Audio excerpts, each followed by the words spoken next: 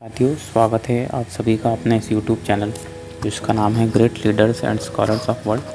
आज मैं फिर हाजिर हूँ एक नया टॉपिक लेकर आप सभी के लिए। क्यों खास है आज का वीडियो, आइए जान लें।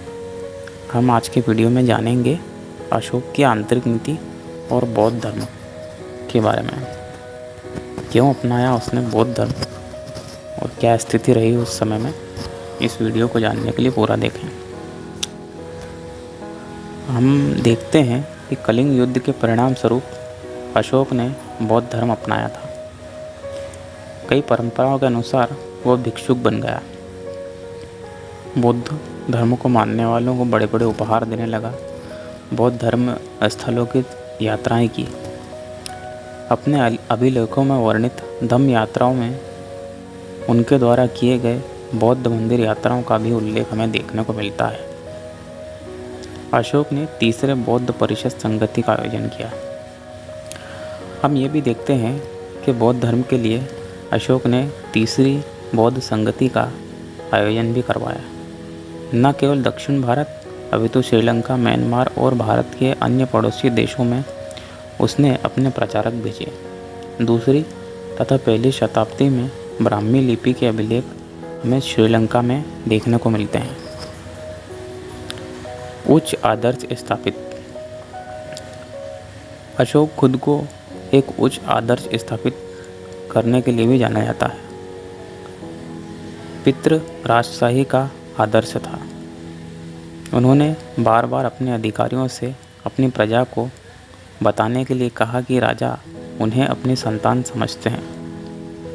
राजा के प्रतिनिधि के रूप में अधिकारियों को भी लोगों की देखभाल करने के लिए कहा गया।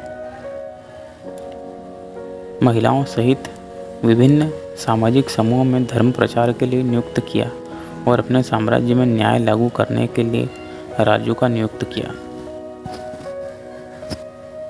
अशोक अनुष्ठानों को नहीं मानता था। कई इतिहासकारों का मानना है कि अशोक अनुष्ठानों को नहीं मानता था, विशेष रूप से महिलाओं द्वारा मनाए जाने वाले।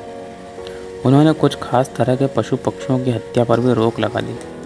उस समय में अशोक पहला राजा हुआ होगा जिसने पशु बलि पर भी प्रतिबंध लगा दिया था।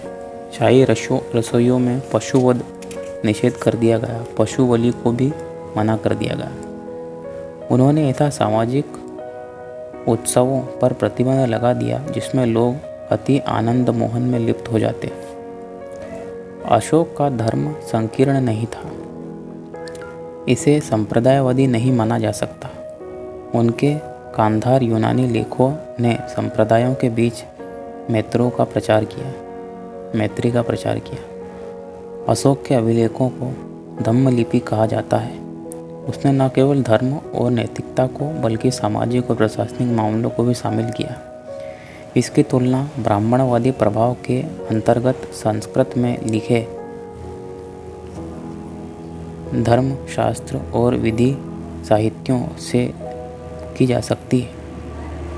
धम्म लिपि बौद्ध प्रभाव में प्राकृत में लिखी गई थी, लेकिन यह धर्म शास्त्रों की तरह सामाजिक व्यवस्था को बनाए रखती है। अशोक ने अपने आदर्शों की तुलना ब्राह्मणवादी राजाओं द्वारा संस्कृत में जारी किए जाने वाले शासन या शाही आदेशों से की जा सकती है। सामाजिक व्यवस्था को संरक्षित रखना इसका व्यापक उद्देश्य था। उनका उपदेश था कि लोगों को अपने माता पिता की आज्ञा का पालन करना चाहिए, ब्राह्मण और बौद्ध भिक्षुओं का सम्मान करना चाहिए और दासों और नौकरों पर दया करनी चाहिए। कुल मिलकर धम्म लिपि ने लोगों से दृढ़ भक्ति या राजा के प्रति निष्ठा रखने को कहा। यह निर्देश बौद्ध और ब्राह्मण दोनों धर्म में पाए जाते हैं। एक और महत्वपूर्ण बात जो अशोक के बारे में है वो है जियो और जीने दो की शिक्षा। अशोक ने लोगों को जियो और जीने दो की शिक्षा दी। उन्होंने पशुओं के प्रति करुणा और सगे संबंधियों के प्रति उचित व्यवहार पर बल दिया है। उसकी शिक्षा का उद्देश्य परिवार और मौजूद सामाजिक वर्ग संस्थाओं को सुदृढ़ करना है।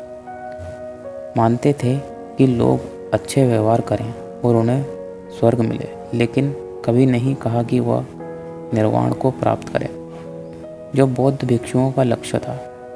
इस प्रकार अशोक की शिक्षा सहिष्णुता के आधार पर मौजूद सामाजिक व्यवस्था को बनाए रखने की थी। उन्होंने किसी भी तरह के सांप्रदायिकता या कट्टर मत का प्रचार नहीं किया।